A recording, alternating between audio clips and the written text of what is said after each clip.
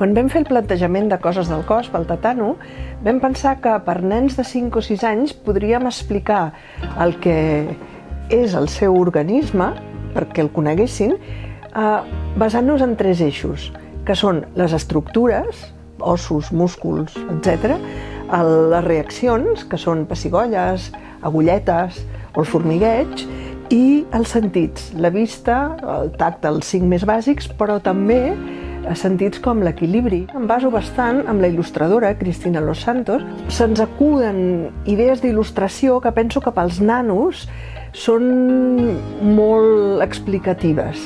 En el fons, el melic és una cicatriu, que és per allà on t'has alimentat mentre et desenvolupaves. Doncs és el mateix cas que amb una cirera.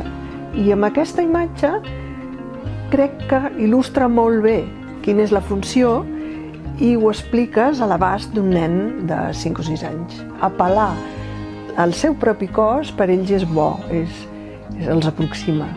Que un nen des de ben petit sàpiga què ha de fer amb el seu cos, que li ha de durar fins al final, és molt interessant.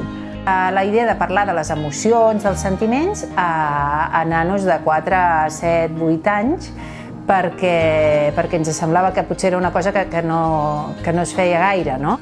Plantegem una emoció i aleshores parlem de situacions d'exemple en què genera aquesta emoció i a partir d'aquí doncs veiem maneres, recursos, estratègies que podem tenir per gestionar-la, per regular-la, no? Doncs amb maneres que els nens poden tenir ells mateixos, però també com poden ells ajudar els altres o també com poden els altres ajudar-los amb ells, no? Les emocions al final formen part de la nostra vida, sí o sí, si tinguem 4 anys o en tinguem 50, i per tant no parlar-ne es fa molt estrany.